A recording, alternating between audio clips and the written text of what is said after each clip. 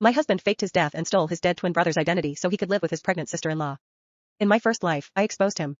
Ryan denied everything. Pushed me into an icy river and watched from the bank while I fought to breathe. His family locked our 5-year-old daughter in a cowshed for asking why her father no longer recognized her. 3 days later, Lily was starving. I was still burning with fever.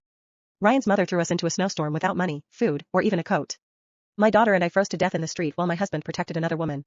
I still remembered Lily crying in the cowshed because she could not understand why her father no longer wanted her.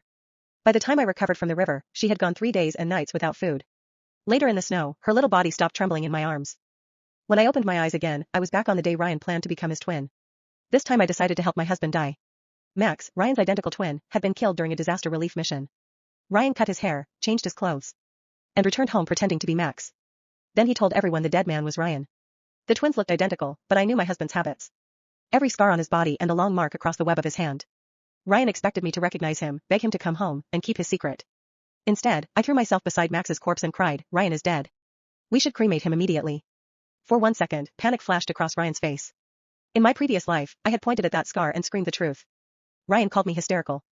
His mother said grief had driven me insane. Serena clung to his arm and accused me of trying to steal her husband. No one believed me. This time, I lowered my eyes and played the obedient widow. The body should not be kept waiting, I said.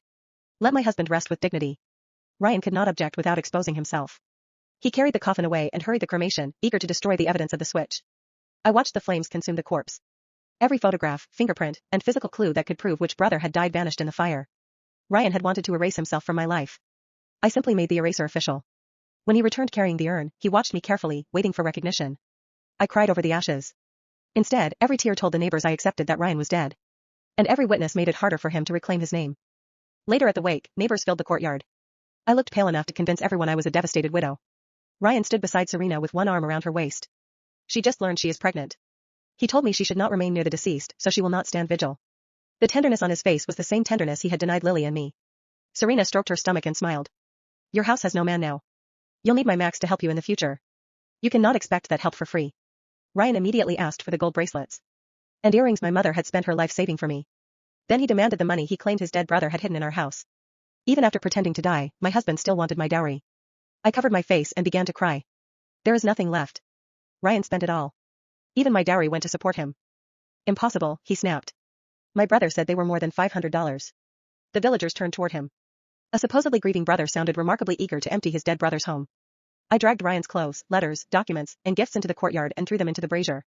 If these things are all I have left, I will burn them for him. Then no one can accuse me of hiding his fortune. Ryan stepped forward on instinct.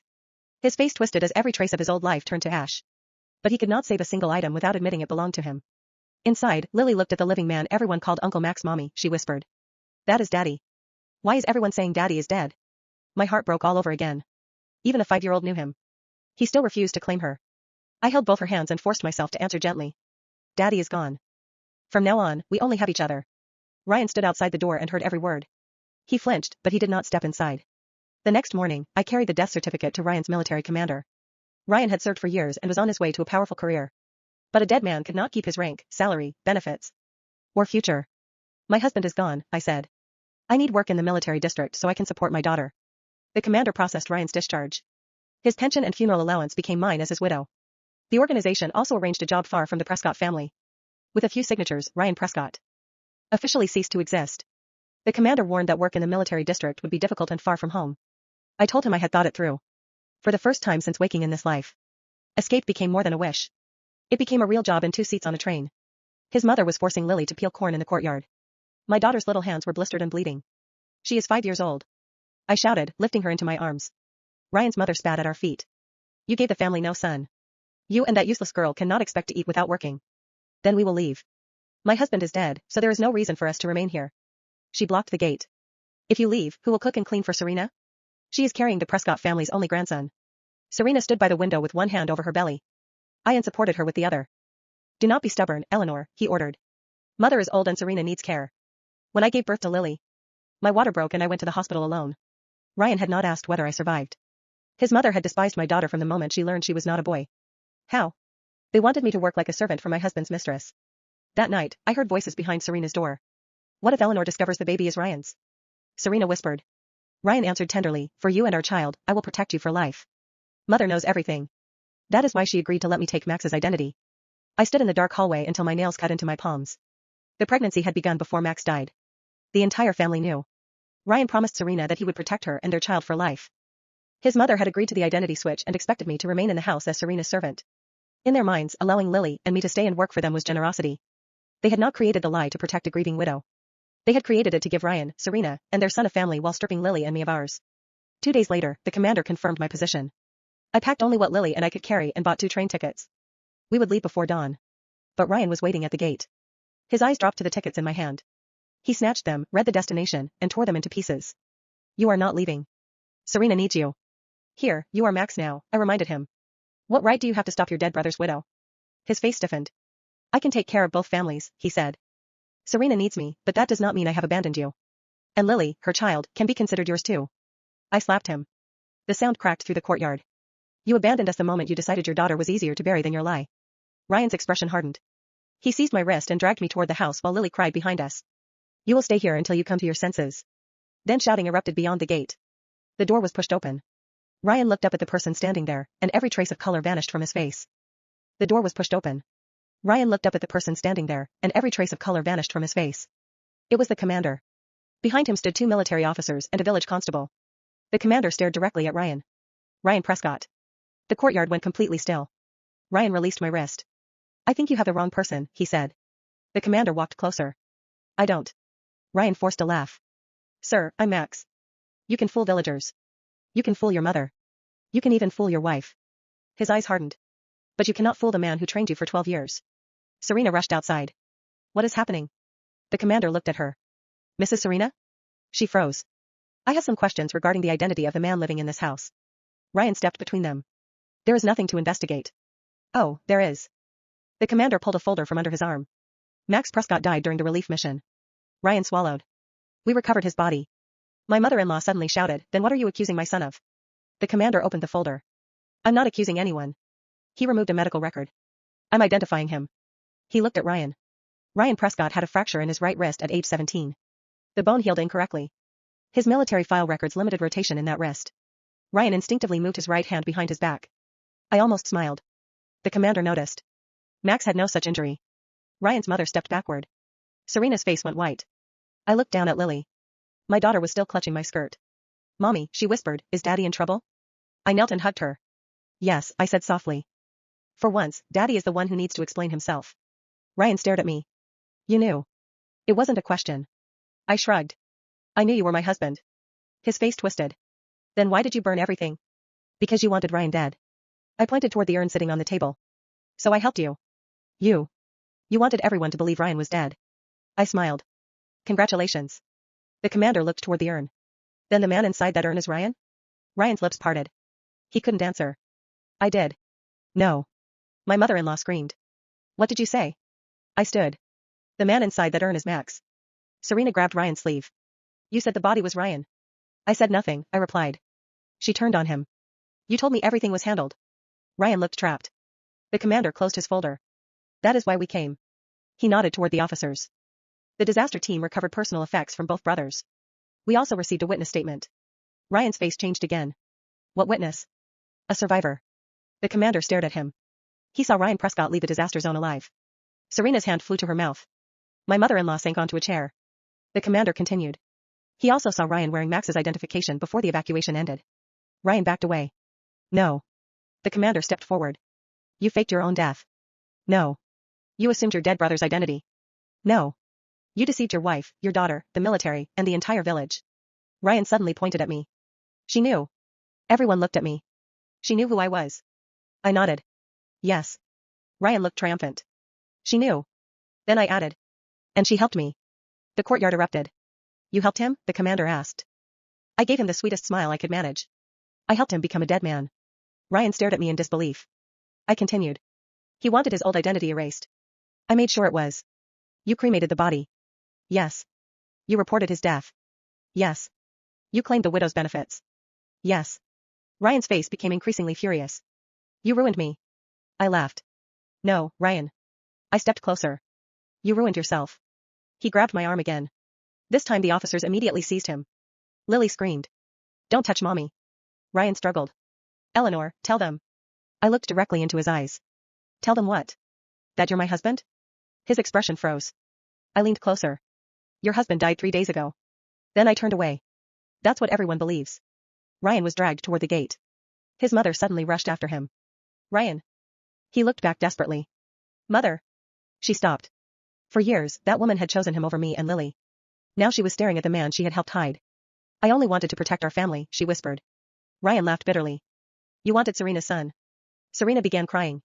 You promised me a life. You promised me a life. Ryan shouted back. The two of them began arguing in the middle of the courtyard. I picked up Lily. The commander approached me. You still intend to leave? I nodded. The train leaves before sunrise. He smiled slightly. Your position is waiting.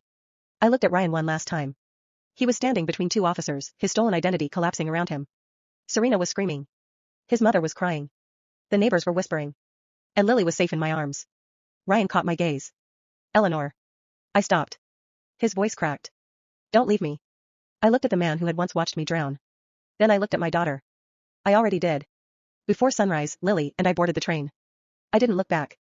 Behind us, Ryan Prescott was arrested for fraud, identity theft, falsifying military records, and conspiracy. Serena's pregnancy became the village's favorite scandal. And my mother-in-law lost the son she had protected so fiercely. But that wasn't the best part. 3 weeks after we left, I received a letter from the military district. Ryan's investigation had uncovered something even worse. The disaster that supposedly killed Max hadn't been an accident. Ryan had deliberately abandoned his brother during the evacuation because he wanted Max's identity. He hadn't merely stolen his brother's life. He had stolen his death.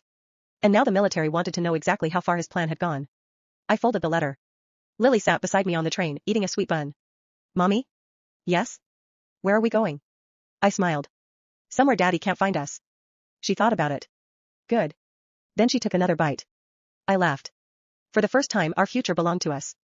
Years passed. Lily and I never returned to the Prescott village. But news traveled. Especially bad news. Ryan was sentenced to prison after the military investigation uncovered the full identity switch scheme. Serena's testimony against him did not save her. She had known about the deception from the beginning and had helped hide evidence. His mother was charged as well. The three of them spent years blaming one another. Then their luck ran out. Ryan was eventually transferred to a prison work camp. The irony was almost perfect. The man who had once watched his wife and daughter freeze because he wanted to protect another woman now spent his days working outside in brutal winter weather. One morning, a sudden blizzard hit. The prisoners were ordered back inside. Ryan refused. He had been fighting with another prisoner and stormed away from the group, furious. The guards searched for him for hours. They found him the next morning. He had collapsed beside an abandoned livestock shed. The same kind of shed where Lily had once been locked away. He was still alive when they found him, but barely. His final words were reportedly, "I'm cold." No one answered. He died before the ambulance arrived. When I heard, I didn't cry. I simply looked at Lily. She was 19 by then. She stared at me for a moment. Was he scared? Yes. She nodded. Good. Then she went back to her homework. Serena's ending was even more humiliating. She had spent years insisting that Ryan had loved her more than anyone. After his death, she discovered he had left her nothing. The money she believed he had hidden was gone. The house was sold. Her jewelry was seized to pay restitution. And the child she had once called the Prescott family's precious grandson grew up resenting her. As an adult, he learned the truth. His mother had helped a married man fake his death so he could steal his brother's identity. He changed his surname. He refused to speak to her. Serena became obsessed with getting him back. She followed him everywhere. One winter evening, she chased him across a frozen pond after he refused to speak to her. Please, she screamed. I'm your mother. He kept walking. The ice cracked beneath Serena. She fell through. Her son turned around. For several seconds, they stared at each other. Serena reached toward him. Help me. He stood frozen. Then he remembered every lie she had told him about his father. Every time she had claimed their family was perfect. Every time she had blamed Eleanor. He stepped backward. You should have told me the truth. Then he called emergency services. They arrived too late. Serena died beneath the ice. The same cold that had taken Lily's life eventually took hers. As for Ryan's mother, she survived the longest. She lost her house. Her pension disappeared into legal fees. The neighbor stopped speaking to her. And the woman who had once ordered Lily to work until her hands bled was eventually forced to depend on strangers for food. She became terrified of snow. Every winter, she refused to leave her tiny rented room. One morning, the landlord found her unconscious beside the heater. The electricity had been disconnected because she hadn't paid the bill. She had spent her final night wrapped in every blanket she owned, whispering Ryan's name. She died before anyone could get her to the hospital. When Lily heard about it, she was quiet. Then she said, "They all got what they gave us." I nodded. But I didn't tell her the strangest part. Years later, I returned to the village for the first time. The old Prescott house had been demolished. The cowshed was gone. The courtyard where Ryan had once torn apart my train tickets had become an empty field. I stood there for a while. Then Lily slipped her hand into mine. Ready to go? I smiled. Ready. We walked away together. Behind us, there was nothing left of the family that had once tried to erase us. Their names had disappeared. Their house was gone. Their fortune was gone. And the man who had wanted to live forever under his brother's name had died with everyone knowing exactly who he really was. Meanwhile, Lily and I kept living. That was the one ending they never deserved. And the one thing they could never take from us.